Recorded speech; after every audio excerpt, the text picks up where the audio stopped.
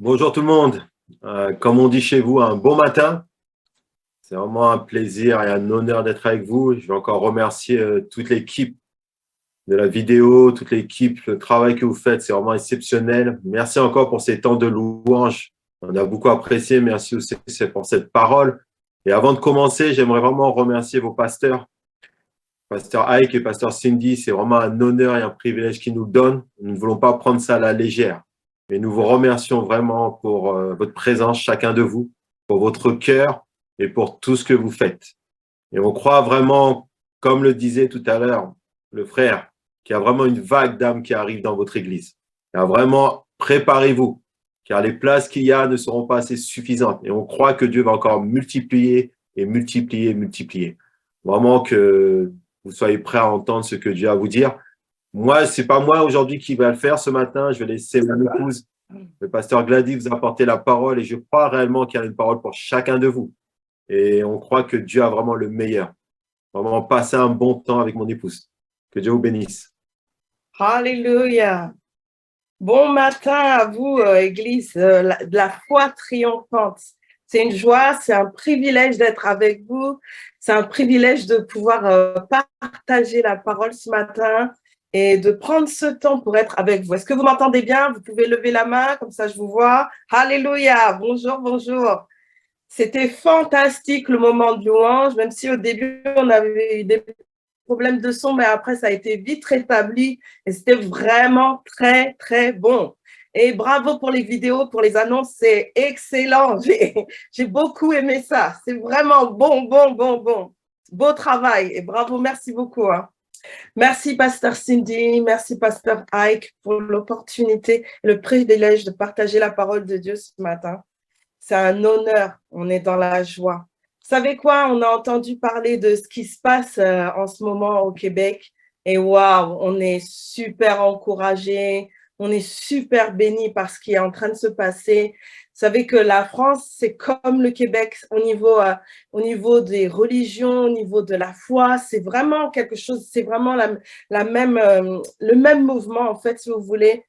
On a, tout comme vous, peut-être moins d'1% de personnes qui connaissent le Christ, moins d'1% de personnes qui connaissent ou qui pratiquent la foi en France, qui pratiquent réellement la foi en Jésus. Et c'est hyper encourageant. Et je crois que ce matin, en fait, le Seigneur, il a vraiment une parole d'encouragement encore plus pour vous, en plus de ce qu'on a déjà reçu, en plus de toutes ces louanges qui sont montées, en plus de sa présence qui était là, qui est là encore au milieu de nous ce matin. En fait, il a encore plus à nous dire, encore plus à nous encourager pour continuer dans l'œuvre qui nous demande de pouvoir accomplir. Et c'est vraiment une grande victoire qui est en train de se passer là actuellement et c'est extrêmement excitant. C'est extrêmement excitant, mais en même temps, c'est vraiment un challenge. Vous savez, c'est vraiment un challenge parce que ça veut dire que l'Église va grandir. C'est vraiment un challenge parce que ça veut dire que l'Église va devoir élargir sa tente, l'Église va devoir élargir ses bras, agrandir ses bras et donner encore davantage en fait pour le Seigneur. Donc, il y a un gros challenge qui vous attend, même si c'est vraiment excitant, il y a un gros challenge qui vous attend. Et je veux prier avec vous ce matin pour cette parole que le Seigneur m'a mis dans le cœur, afin que vraiment toutes choses concourent à notre bien à chacun. Père éternel, merci mon Dieu pour ce temps que nous avons ensemble. Merci Seigneur pour ce temps de partage de la parole. Merci Seigneur pour ce que tu vas faire. Merci Seigneur parce que tu vas utiliser ma bouche Seigneur pour pouvoir parler à ton peuple, encourager, édifier, exhorter, fortifier Seigneur. Merci mon Dieu parce que tu es toujours avec chacun d'entre nous. Tu es avec ton peuple qui est au Québec comme tu es avec ton peuple qui est en France Seigneur. Tu connais à chacun de tes enfants Seigneur et tu sais de quoi chacun a besoin Seigneur. Et tu veux fortifier mon Dieu. Tu veux ancrer Seigneur. Tu veux enraciner Seigneur mon Dieu. Tu veux te manifester puissamment Seigneur. Glorifier ton saint nom. Glorifier le nom de ton Fils Jésus-Christ Seigneur mon Dieu. C'est pourquoi nous disons tous ce matin Amen, Amen, Amen. Amen à sa parole. Amen. Donc, j'ai une parole encourageante pour vous ce matin. Cette parole, en fait, elle va porter sur 2 éléments importants qui vont nous permettre d'aller jusqu'au bout de notre course ou de pouvoir continuer fermement notre course.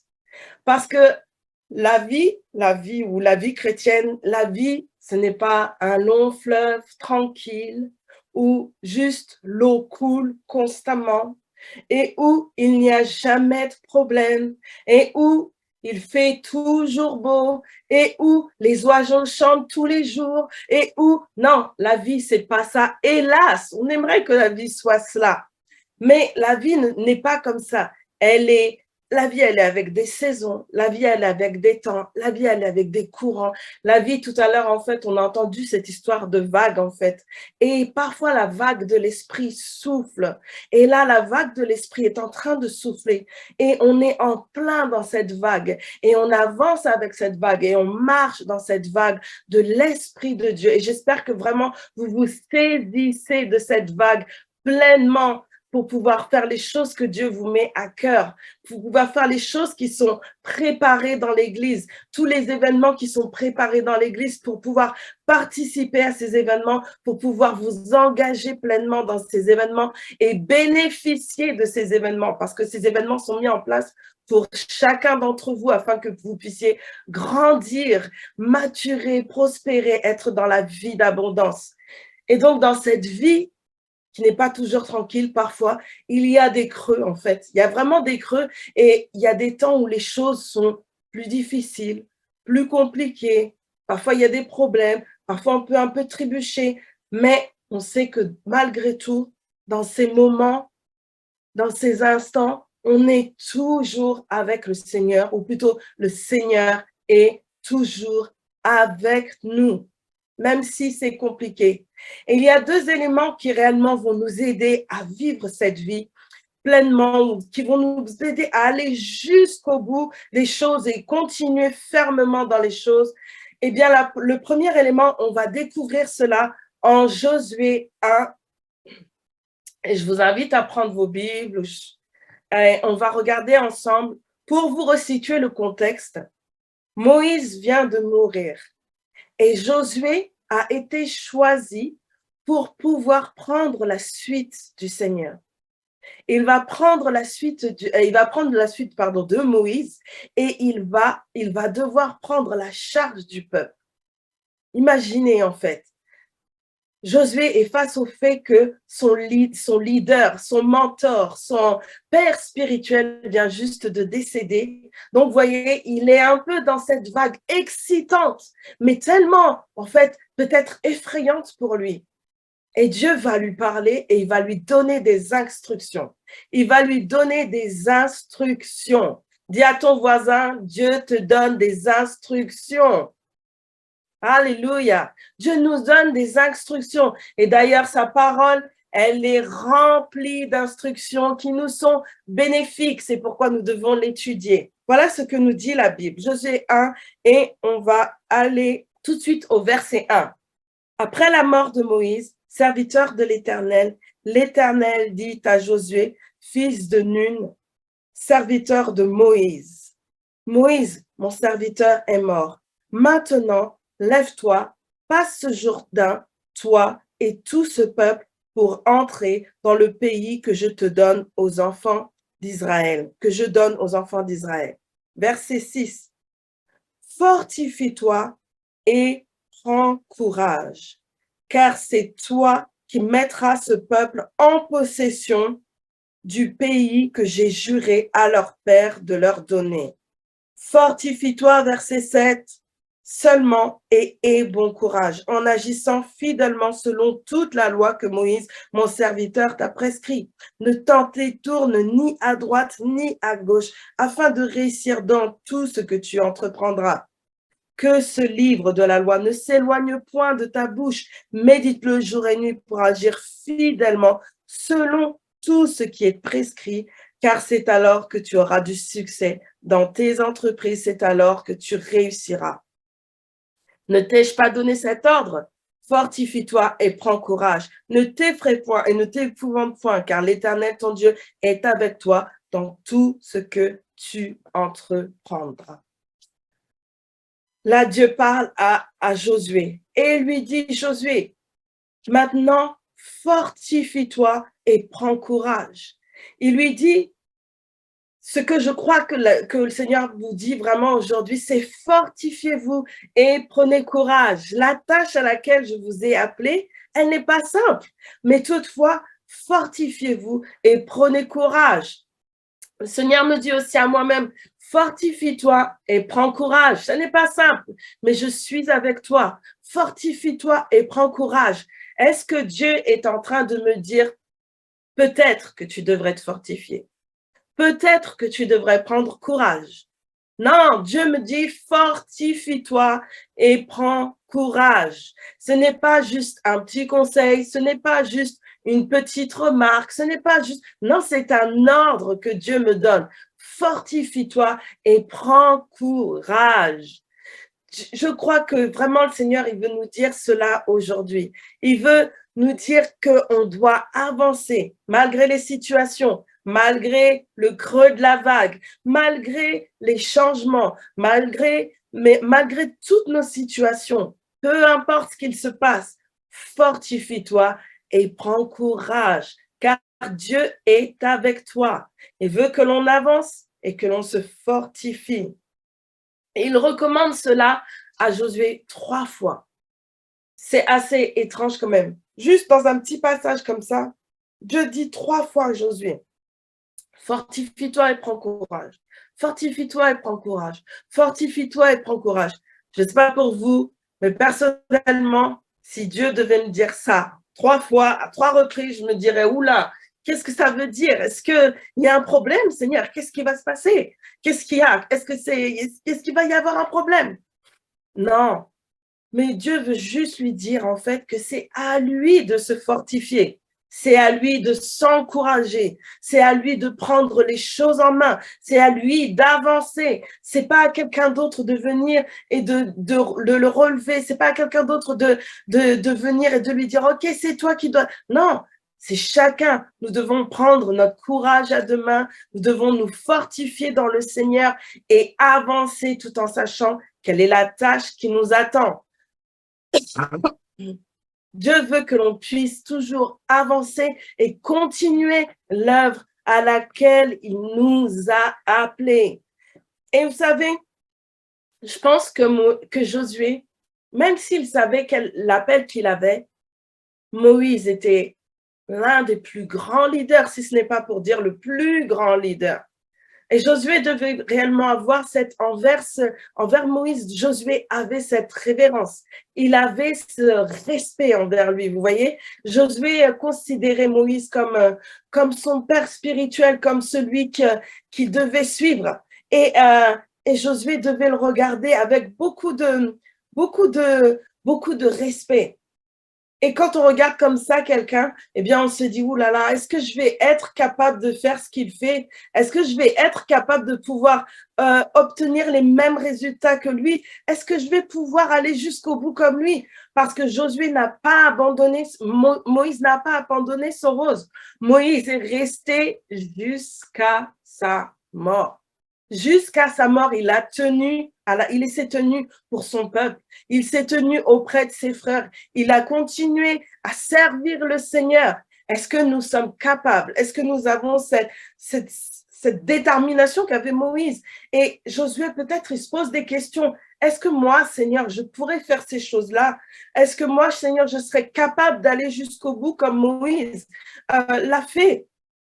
Et peut-être qu'il s'est regardé comme étant petit, vous voyez, comme on a l'habitude de le faire nous-mêmes. On se regarde parfois tellement petit par rapport à nos situations. Et Dieu dit non, arrête de regarder à toi-même.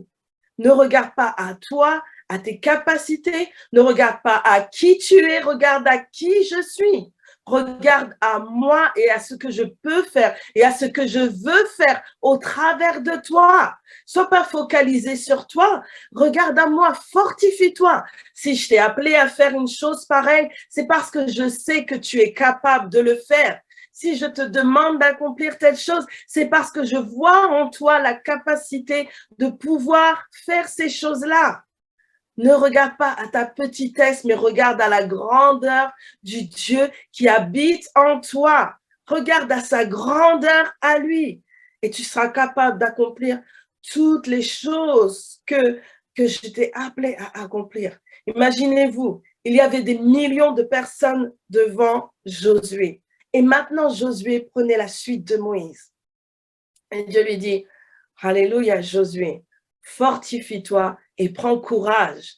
Et non seulement ça, Dieu lui dit de se fortifier, de prendre courage, mais il lui dit aussi qu'il est avec lui, et que jamais il ne l'abandonnera. Nous ne sommes pas petits devant Dieu, mais Dieu nous voit. En fait, Dieu ne nous voit pas comme nous nous voyons. Dieu nous voit à la grandeur de ce qu'il a préparé pour nous. Dieu nous voit à la grandeur et à la hauteur de ce qu'il a préparé pour nous. Donc, nous devrions ôter notre regard sur nous-mêmes et pouvoir juste regarder à la grandeur de ce que Dieu a préparé. Parce qu'il est capable, amen, il est capable d'accomplir au-delà infiniment de ce que nous demandons ou même de ce que nous pensons, de ce que nous avons pu imaginer. Dieu veut le faire et il a la capacité de le faire. Donc, lève-toi et prends courage. Il dit aussi au verset, en fait, il dit ceci. La Bible dit cela en verset 3 dans Josué 1. Tout lieu que foulera la plante de tes pieds, je vous le donne. Je vous le donne, je l'ai dit à Moïse. Vous aurez pour territoire depuis le désert, le Liban jusqu'au grand fleuve, le fleuve de l'Euphrate, tout le pays des Étiens et jusqu'à la grande mer vers le soleil couchant. Nul ne tiendra devant toi tant que tu vivras. Je serai avec toi. Je serai avec toi. Dieu sera avec toi. Il sera avec moi. Il sera avec nous. Lorsque nous nous avançons pour accomplir son œuvre, Dieu est avec nous. Nous ne sommes pas seuls. Et il dit en plus, comme j'ai été avec Moïse, je ne te délaisserai point, je ne t'abandonnerai point. Je ne t'abandonnerai point. Non seulement Dieu dit, fortifie-toi et prends courage, mais aussi Dieu nous donne des promesses. Il nous donne des promesses sur lesquelles on doit s'appuyer. Il nous donne des promesses sur lesquelles ou plutôt sur lesquelles on doit toujours regarder. Dieu nous dit, je ne te délaisserai point et je ne t'abandonnerai point. C'est une chose importante dans le fait de prendre courage. Nous avons aussi ces promesses que nous regardons, ces promesses dans lesquelles nous plongeons, dans lesquelles nous plongeons nos regards, ces promesses que l'on médite. La Bible dit que, en fait, ou plutôt, le verbe méditer en hébreu signifie le verbe ruminer. Ça signifie comme une vache, elle va mâcher l'herbe une fois, 2 fois, 3 fois, 4 fois. Elle passe et elle repasse cette herbe dans sa bouche. Et vous savez, c'est un peu dégoûtant. Mais la vache, elle va avaler l'herbe. Mais ensuite, son premier estomac va rejeter l'herbe. L'aliment va revenir dans la bouche. Elle va mâcher à nouveau. Et l'aliment va retourner dans son deuxième estomac. Vous voyez? Et donc, cette parole, c'est ce que Dieu souhaite que l'on puisse faire.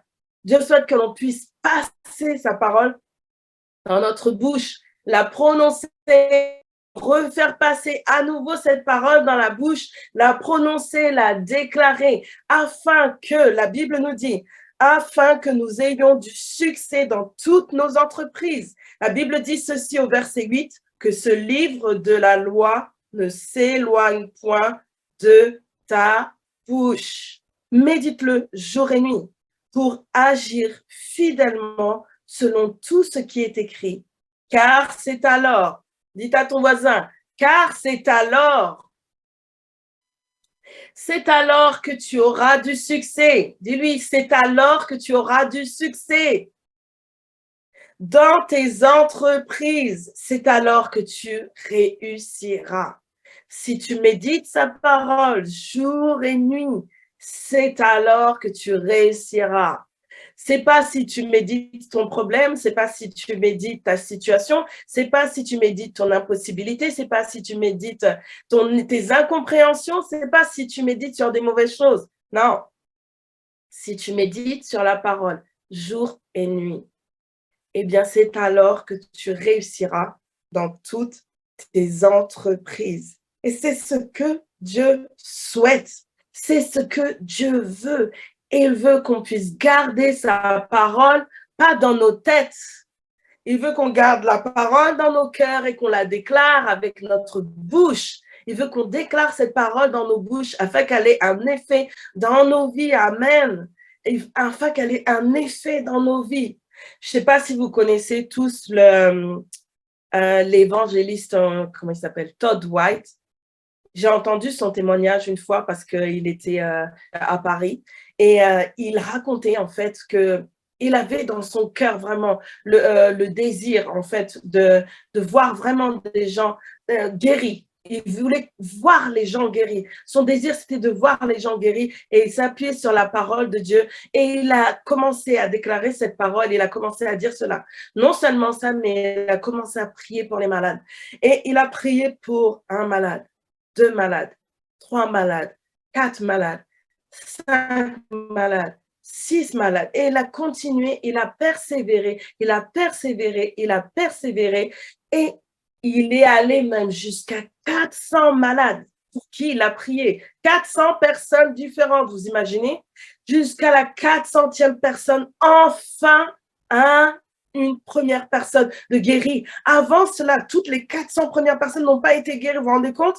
Mais il a persévéré. Donc, le fait de déclarer cette parole produit réellement la réussite, le succès, amen.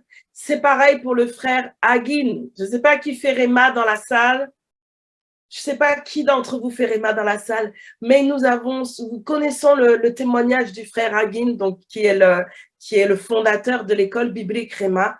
Et lui, il était malade et alité à l'âge de 16 ans. Il a commencé à découvrir la parole de Dieu et il s'est arrêté sur Marc 11 et le verset 23 et il a commencé à méditer ce verset. Il était alité et il était prévu qu'il meure. Avant ses 17 ans, il devait mourir. C'était prévu, les docteurs avaient dit, plusieurs rapports de médecins avaient dit qu'il allait mourir. Mais le fait de méditer la parole de Dieu a produit en lui la guérison. Il est resté fermement appuyé à méditer la parole de Dieu et à croire que si il déclarait que la montagne allait s'éloigner de lui, eh bien, il verrait cette montagne s'éloigner de lui. Alors c'est vrai, aujourd'hui peut-être on est dans la joie et on est dans l'excitation, mais ça veut dire aussi qu'à un moment donné, peut-être cette vague elle va diminuer. Mais ça ne veut pas dire que Dieu n'est pas avec nous. Ça veut juste dire qu'on veut rebondir derrière parce qu'il y a encore d'autres vagues à remonter, d'autres défis à prendre, d'autres challenges à voir, d'autres challenges à faire, des choses encore plus à s'organiser en tant qu'Église. Amen.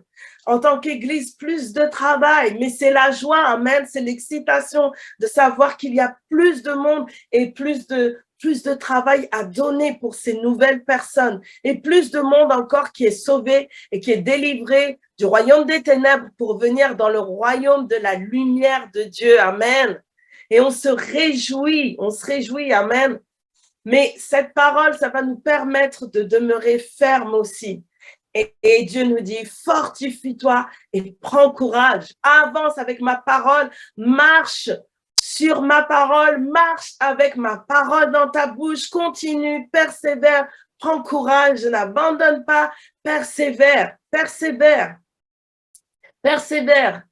D'autres choses encore, nous savons que nous avons cette présence en nous. Nous avons la présence de Dieu. Non seulement la présence de Dieu, elle est parmi nous lorsque nous sommes assemblés. Oui, c'est vrai. Mais la présence de Dieu, elle habite en nous. Elle habite en nous, cette présence. Ce feu qu'il y a dans l'église lorsque nous sommes assemblés, c'est le même feu qui habite aussi, qui est aussi en nous. Ce feu que nous transportons avec nous où que nous allions. où que nous allions et quoi que nous fassions, nous avons cette présence qui nous environne, ce feu de Dieu qui est là avec nous, cette présence puissante du Seigneur. Parfois, nous regardons comme si, nous regardons les choses ou les situations comme si nous étions, encore une fois, on regarde les choses comme si, OK, là, l'Église n'est pas avec moi, comment je vais faire dans telle situation? Il faut que je puisse appeler le pasteur pour lui demander, oui, c'est bon de pouvoir demander des conseils, c'est bon, c'est excellent, mais sache que le roi des rois est avec toi. Et sa présence, elle est en toi. Tu peux faire, la Bible dit, que Jésus a dit, et plus clairement en fait, il a dit que nous allons faire de plus grands miracles que lui. C'est ce qu'il a dit, c'est ce qu'il a promis. C'est une promesse. Il a dit que nous allions faire de plus grands miracles encore que ceux que lui a fait. Des plus grands miracles encore que ceux que lui a fait. Donc, lorsque cette présence habite en nous, nous n'avons pas besoin de craindre, nous n'avons pas besoin d'être dans l'incertitude, nous n'avons pas besoin de trembler. Non, Dieu est avec nous. Et on l'a déjà vu tout à l'heure, on en a déjà parlé du fait de ce que Dieu a dit à Josué. Il a dit, je ne te délaisserai point et je ne t'abandonnerai point. Je ne t'abandonnerai point. On voit le même verset dans Matthieu, chapitre 28 et verset 20. Et voici, je suis avec vous tous les jours jusqu'à la fin du monde. Jusqu'à la fin du monde. Je suis avec vous jusqu'à la fin du monde. Dieu est avec toi. Il est avec toi, sa présence, elle est avec toi. Lorsque tu vas et que tu vas témoigner du Seigneur, sa présence est avec toi. Un petit témoignage dans la semaine, ma fille qui aime beaucoup, elle aime beaucoup témoigner. D'ailleurs, je ne vous ai pas expliqué, nous avons 4 enfants. Notre première fille, elle a 29 ans. Notre fils, il a 26 ans et il habite à Montréal. Enfin, pour l'instant, j'espère qu'il rentre bientôt en France. Amen. Notre troisième fille, elle a 18 ans et la dernière, elle a 11 ans. Et notre fille de 18 ans, elle aime beaucoup parler à ses amis du Seigneur et elle leur dit, oui, venez à l'église, etc., etc. Et ses amis viennent, réellement, ils viennent à l'église. Et là, elle a son ami qui lui a dit, oh, Shaila, tu sais quoi, j'aimerais beaucoup pouvoir accepter Jésus. Et là, ma fille, elle m'envoie un message. Maman, ma copine, elle veut accepter Jésus. Et là, je me suis dit, mince, je ne lui ai pas expliqué comment il fallait faire. Et là, elle me dit, comment je dois faire et tout. Et là, en fait, elle était un peu, vous voyez, en panique. Elle s'est dit, oh, mais non, mais pourquoi il faut aller à l'église pour faire ça? Non, en fait, je lui ai dit, tu peux le faire, tu es capable, c'est bon. Tu fais ça, tu fais ça, tu fais ça. Et pour elle, c'était une grande victoire, vous savez, vous voyez, de se dire, OK, je suis capable, c'est bon. Et j'ai dit, le Seigneur, il est avec toi tout le temps. Et on est capable tout le temps de pouvoir faire ça. Et bien plus. Mais ça, c'est vraiment l'un des plus beaux miracles que Dieu nous accorde de faire, n'est-ce pas? C'est vraiment une chose merveilleuse que de voir les gens se donner au Seigneur et de voir des vies qui sont transformées. C'est la gloire de Dieu. C'est merveilleux. Et on est appelé à ça. Et si on lisait un petit peu plus haut, le verset que je vous ai donné tout à l'heure, Matthieu 28, il dit, allez par toutes les nations, faites des disciples. Amen. Et c'est ce que le Seigneur, il veut. C'est vraiment pour moi, c'est vraiment le plus beau miracle. Parce que la première chose, c'est ça. C'est d'abord accepter Jésus et ensuite, toutes les choses nous sont données par-dessus. Et donc, le Seigneur, il est vraiment avec nous.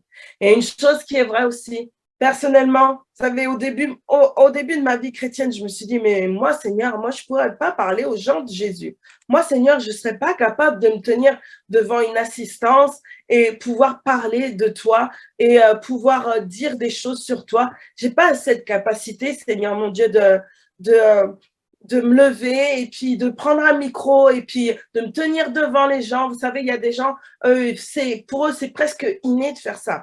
Et moi, c'était pas du tout mon truc. Depuis que je suis petite, en fait, j'étais une petite fille très réservé, voyez, dans son coin, qui parle pas beaucoup, qui demande même pas, surtout, qui demande surtout à ne pas parler, vous voyez. Mais quand j'ai compris, OK, quand tu te lèves et que tu prends le micro, mais c'est pas toi en fait. Et c'est pas que toi. Et t'es jamais seul. T'es jamais seul. Tu as la capacité. Tu n'es jamais seul. Le Seigneur, il est là. Et ce qu'il veut dire, c'est juste pouvoir, ce qu'il veut faire, c'est pouvoir encourager les gens. Et voilà, et j'ai compris ces choses-là. Et une fois ces choses comprises, j'ai pu parler devant 20 personnes, j'ai pu parler devant 30 personnes, j'ai pu parler devant 40 personnes, j'ai pu parler devant 100 personnes, j'ai pu passer à la télévision, j'ai pu faire, vous voyez, des choses que je ne croyais pas possibles. Amen. Et Dieu nous amène de gloire en gloire et de victoire en victoire. Si aujourd'hui tu es capable de parler devant les enfants, et ben demain tu seras capable de parler devant les adultes et ensuite tu seras capable de parler devant une salle de 200 personnes et de 300 et 1000 personnes et voire plus. Amen. Et ça, tout ça pour sa gloire, parce qu'on réalise qui nous sommes en lui. Qui nous sommes en lui. Et c'est important de réaliser qui nous sommes en lui. Et ces choses-là, vous voyez, le fait de se fortifier et de prendre courage, de se saisir de la parole pour nous, dans toutes ces choses, va nous permettre toujours d'aller de l'avant, de persévérer dans ce qu'il nous a demandé d'accomplir. Allez, faites des nations des disciples. Ça va toujours nous permettre d'avancer et de pouvoir progresser. Amen. De pouvoir vaincre, de pouvoir accomplir, de pouvoir se saisir. Amen. Une deuxième chose que je veux vraiment, dont j'ai à cœur de vous parler aujourd'hui, eh bien, on va voir cela dans un autre témoignage. Là, on a vu le témoignage de Josué. Et là, on va regarder, en fait, un autre témoignage. Il s'agit d'une femme dont on ne parle pas beaucoup, en fait. Et c'est un tout petit témoignage, vous allez voir, dans la parole de Dieu. Ça se trouve en 2 Samuel. Donc, c'est le témoignage, je vais vous raconter le contexte, en fait. Il s'agit d'une femme, en fait, qui s'appelle Rizpa. Du temps de David, il y a une famine dans le pays. Il y a une famine dans le pays. Et c'est 2 Samuel 21, pardon. Il y a une famine dans le pays. Et ils ne comprennent pas. David va voir l'Éternel et il lui demande, mais à quoi est due cette famine? Pourquoi il y a une famine? Une famine qui dure depuis 3 ans. Et il pose la question, pourquoi cette famine a lieu? Je ne comprends pas. Tout a été rétabli. Vous savez que David a rétabli la maison de l'Éternel, c'est lui qui a bâti le temple, etc., etc. Et là, il se dit, il est en train en tout cas de bâtir le temple, et il dit, pourquoi il y a cette famine? Et donc, il va vers l'Éternel et Dieu lui dit, c'est à cause de cette famine, elle est due à Saül, à ce qu'il a fait, etc. Et aux Gabanites, à ce que Saül a fait aux Gabaonites. Et il essaie de trouver, en fait, une solution. On ne va pas tout expliquer dans le passage, mais ce que l'on veut voir et ce que l'on veut lire, c'est vraiment le témoignage de cette femme, en fait, qui va intervenir ensuite. Et donc, ce que les Gabaonites vont exiger en réparation, en fait, du mal qui s'est passé, les Gabaonites vont demander, OK, mais vous voulez rétablir l'ordre pour nous, eh bien, vous allez nous donner 7 hommes que nous allons tuer. Et on ne veut pas entrer dans l'explication, en fait, de cette situation, mais ce qu'on veut voir, c'est ce que va faire cette femme. Il dit au verset 3, donc, 2 Samuel, chapitre 21, verset 3. David dit aux Gabaonites, que puis-je faire pour vous? Et avec quoi ferai-je expiation afin que vous bénissiez l'héritage de l'Éternel? Voyez, David est en train de chercher une solution pour qu'il n'y ait plus la famine. Il est en train de chercher un compromis, vous voyez? Et donc, les Gabaonites vont lui répondre et vont exiger certaines choses. Verset 5, puisque cet homme nous a consumés et qu'il avait le projet de nous détruire pour nous faire disparaître de tout le territoire d'Israël, qu'on nous livre 7 hommes d'entre ses fils et nous les pendrons devant l'Éternel à Gibéa de Saül, l'élu de l'Éternel. Et le roi dit, je les livrerai. Donc, David décide de faire ce qu'ils ont demandé. Donc, ils décident de faire ce qu'ils ont demandé. Ils vont épargner Mephibosheth parce que David a déjà fait une alliance avec, il avait fait une alliance avec Jonathan, donc il a épargné Mephibosheth. Mais toutefois, il a dû donner 2 jeunes gens. Au verset, regardez, il a dû donner 2 jeunes gens qui sont les fils d'une femme. Ces 2 jeunes gens étaient les fils d'une femme. Et on va voir le témoignage de cette femme. Verset 10, Ritzpa, fille d'Aja, prit un sac et l'étendit. Écoutez plutôt, verset 9. Tous les 7 périrent ensemble. Ils furent mis à mort dans les premiers jours de la moisson, au commencement de la moisson des orges. Au commencement de la moisson des orges, ces 7 personnes ont été mises à mort, suspendues et tuées à cause d'une erreur que Saül avait fait, ok? Ils ont été mis à mort. Et Ritzpa, la fille d'Aja, la mère de 2 de ces hommes-là, qu'est-ce qu'elle a fait? Elle a pris un sac et elle l'a étendu. Elle l'étendit sous celle contre le rocher, depuis le commencement de la moisson jusqu'à ce que la pluie du ciel tomba sur eux. Depuis le commencement de la moisson jusqu'à la pluie. Donc, pendant toute une saison, Ritzpa, elle s'est étendue près des corps de ses fils.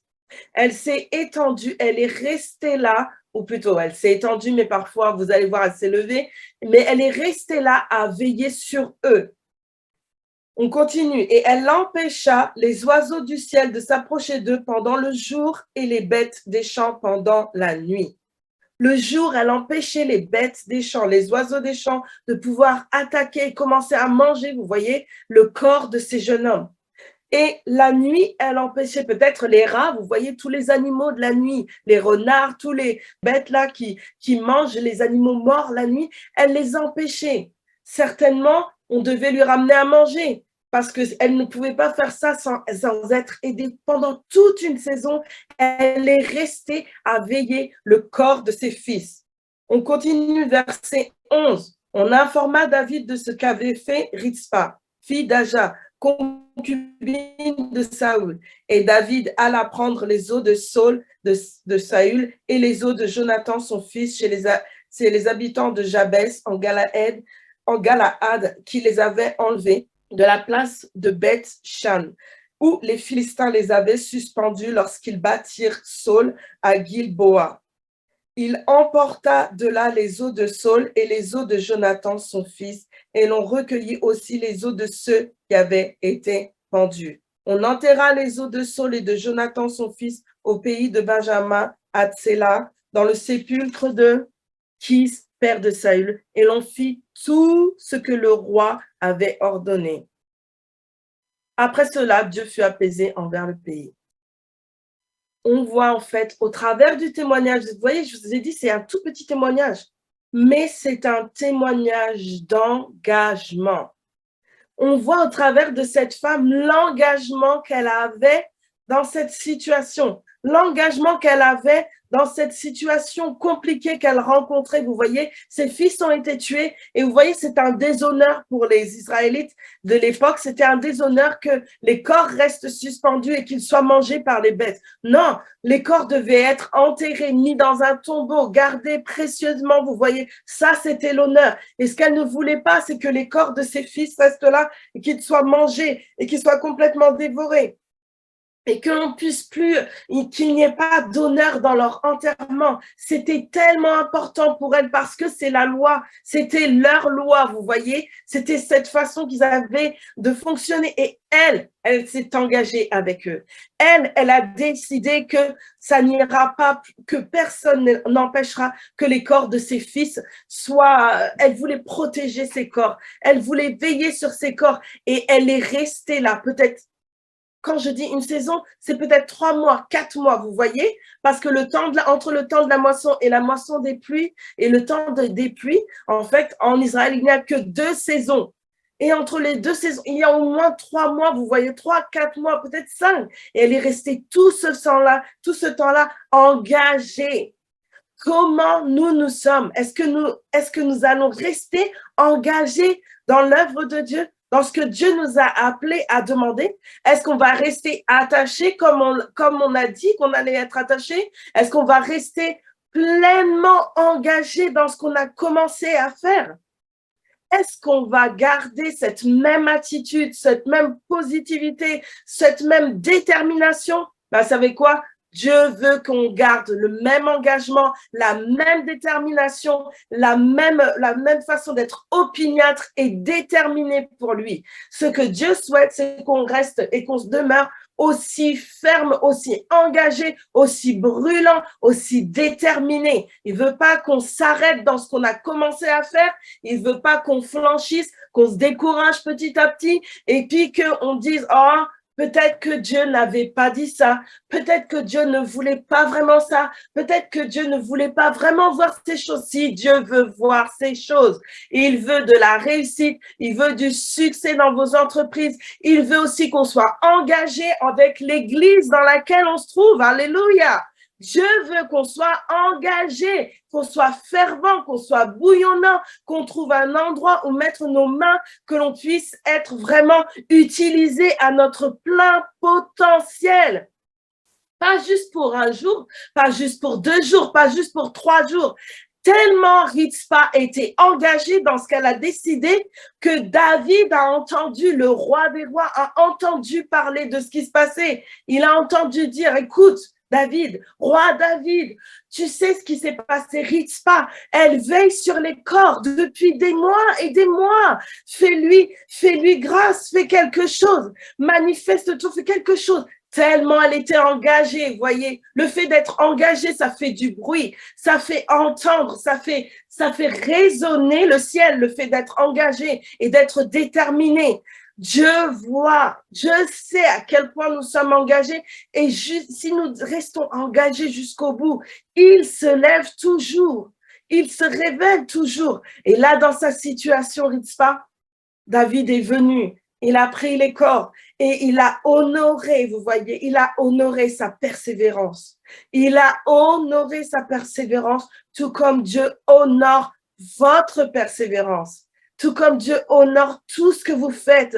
Dieu voit, la Bible dit, que l'œuvre que nous faisons, l'œuvre d'amour que nous faisons, que nous pratiquons, Dieu voit toutes choses et il bénit cette œuvre. Amen. Il la bénit et il veut l'amener à son achèvement. Dieu, il ne veut pas voir les choses petites ou il ne veut pas avoir les choses à moitié faites. Non, il est satisfait quand elles sont finies jusqu'au bout. Amen. Jusqu'au bout. Et c'est ce qu'il veut voir. Il veut nous voir engagés jusqu'à la fin. Jusqu'à la fin. Jusqu'à la fin. Vous savez, ce matin, par exemple, on était au culte et nous avons une sœur dans notre église qui je crois qu'elle a 78 ans, il me semble. Si je ne me trompe pas, elle a 78 ans, elle a peut-être plus. Hein. Elle a 78 ans et elle a, avec son mari, ils sont d'origine de Madagascar, et avec son mari, Dieu leur a dit, OK, vous allez, en 2002, vous allez commencer une œuvre à Madagascar. Et en fait, depuis 2002, ils faisaient les voyages France, Madagascar, pour commencer à aider Madagascar à développer l'Église, Et depuis 2002, ils ont commencé à faire ça. Et au début, c'est les petits commencements, vous voyez. L'Église a toujours soutenu cette œuvre. Et petit à petit, les choses se sont agrandies. Et on a fait bâtir une église, un bâtiment, vous voyez. Et là, dernièrement, le bâtiment tout entier est construit. Et là, on commence à voir les grandes œuvres que le Seigneur fait. Et même là, au mois de novembre, elle est partie au mois de novembre à décembre, elle est partie là-bas et elle a vu encore le Seigneur à l'œuvre dans l'église, des hommes, des femmes qui sont sauvés, guéris, rétablis, des gens qui sont délivrés de situations, vous voyez, complètement catastrophiques. Pourquoi ?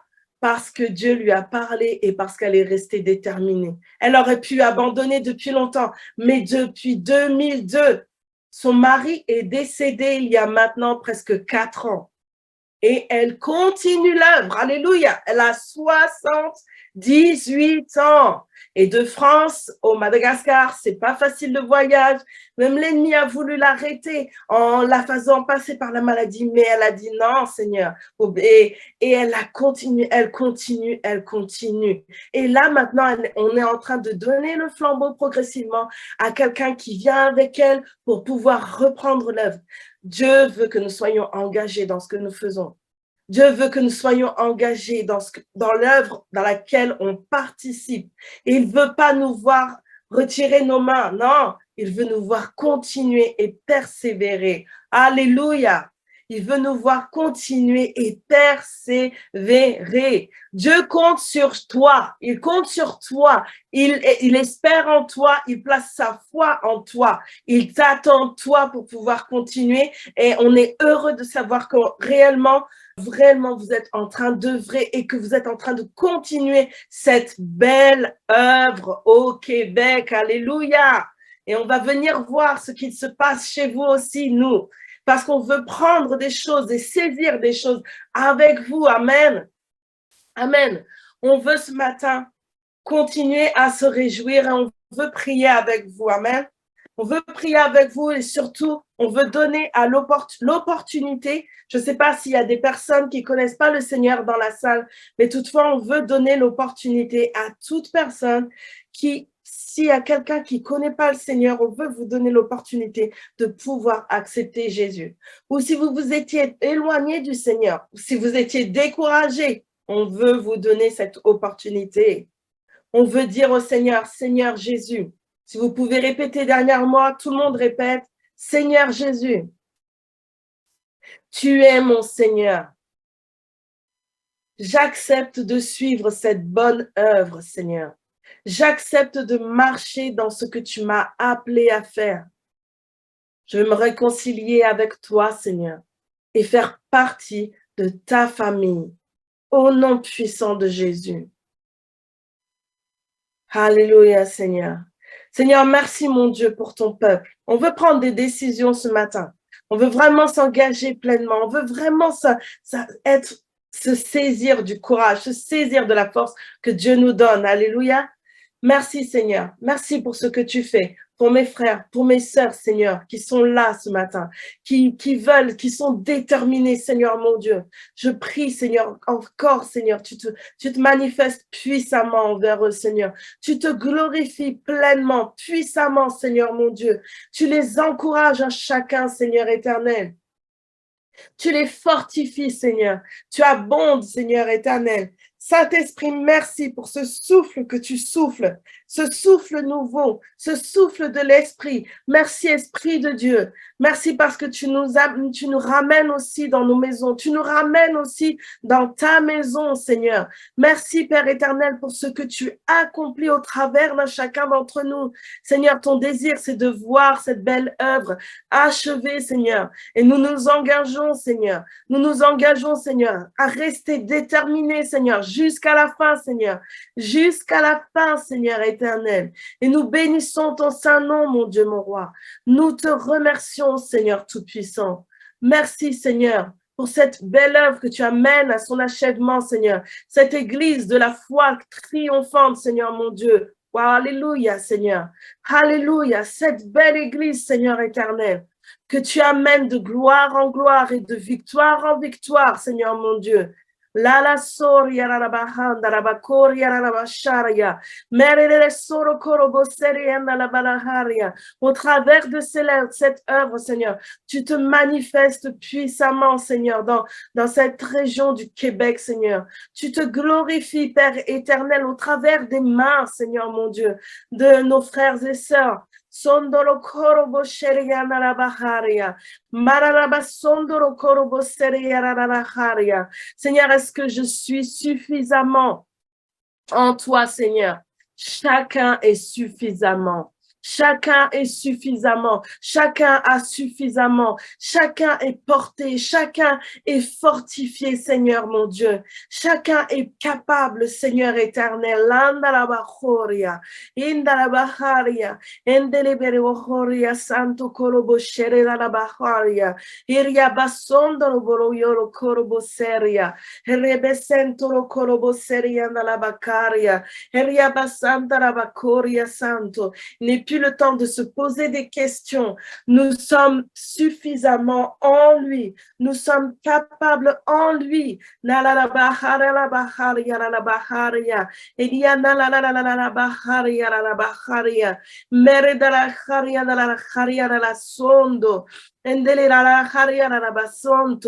On est suffisamment. L'Esprit de Dieu est avec toi.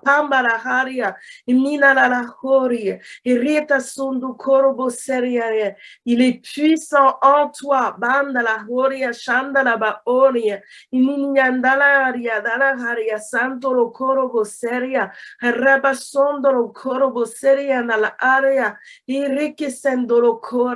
Merci Seigneur pour toutes ces personnes, Seigneur, auxquelles tu penses, ces personnes, Seigneur mon Dieu, auxquelles tu souhaites pouvoir te manifester, tu souhaites pouvoir intervenir, Seigneur mon Dieu.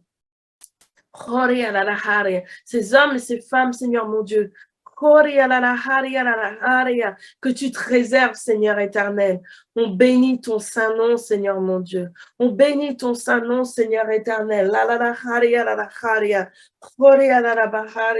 Oh, et merci, Seigneur. Merci, Père de gloire. Sois élevé, Seigneur. Sois glorifié, Seigneur mon Dieu. Sois magnifié, Seigneur mon Dieu.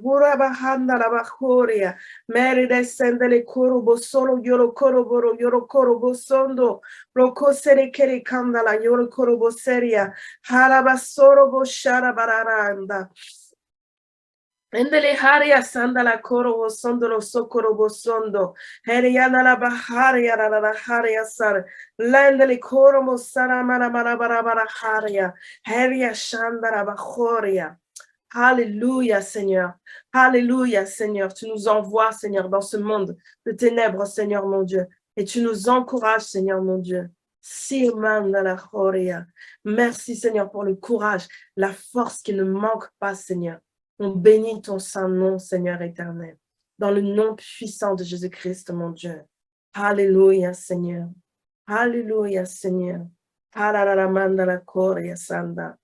Alléluia. Amen. Juste un dernier verset que je souhaite vraiment partager avec vous. Il se trouve dans Éphésiens au chapitre 1. Vous pouvez le noter et vous pourrez juste vous le saisir pour vous.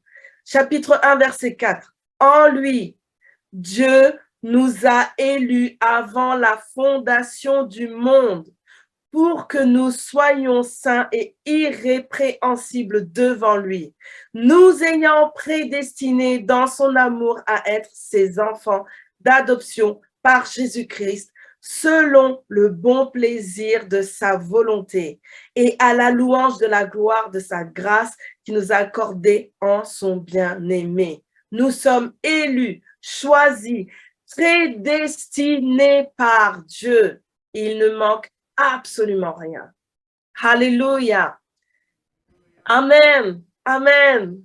Je crois, j'espère, je prie que cette parole a fait du bien à quelqu'un ce matin. Je bénis Dieu pour un chacun d'entre vous. Merci d'avoir été présent et à l'écoute.